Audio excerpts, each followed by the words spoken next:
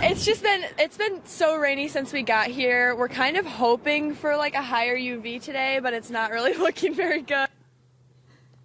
Okay, Tanmaxxing. I had no clue about this. Jane knew all about it somehow. Apparently, this is a word that refers to the practice of actually seeking out high UV ratings.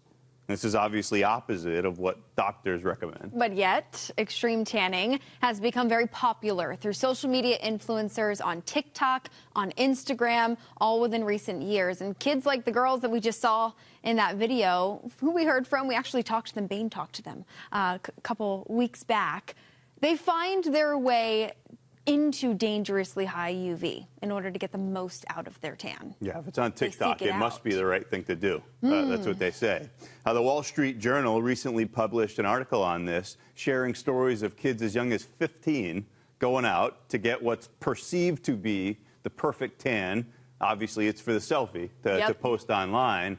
But with so many people involved in extreme tanning, what are the risks anyway? Oh, well, there's tons of risks. Yeah. Right? Skin cancer being one of them. Yeah. I think you and I both agree you need to wear sunscreen, even on days when it's cloudy. An outright rejection of sunscreen feels unwise, right? The sun is always a threat to our health, even when it's cloudy, as you said. And then in the winter, folks go into tanning beds anyway. Well, we're getting into this time of the year, right? Yeah. Where you start to lose your summer glow, and so you start to see more and more people enter into the tanning bed to keep that up. And the hope is that you don't, I guess, that you don't see that for the social media posts. We were curious because, I mean, we live in strange times. We know that, right? So we wanted to get your thoughts. We've got the QR code on the screen. You can weigh in. Let us know. What do you typically use for sunscreen if you use it? And if you do, what It's been interesting. There's been a lot of research about this that's come out in the last couple of years.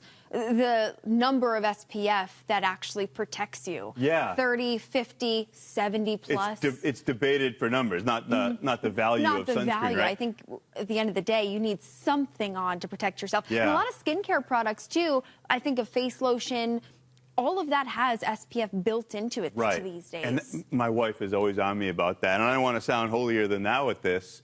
I could do a much better job, too. And living down in Florida, I mean, you get some TV makeup, but you get some sun damage and whatnot. So there's this stat.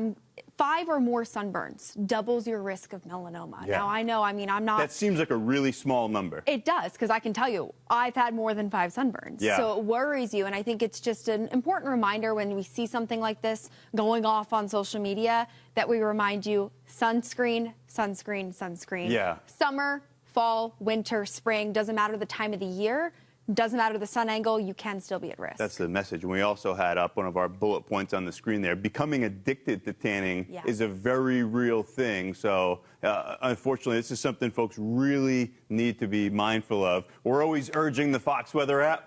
It's not to find, you can find it on there, but it's not to find the UV index so you can do the opposite of what doctors are saying. Exactly.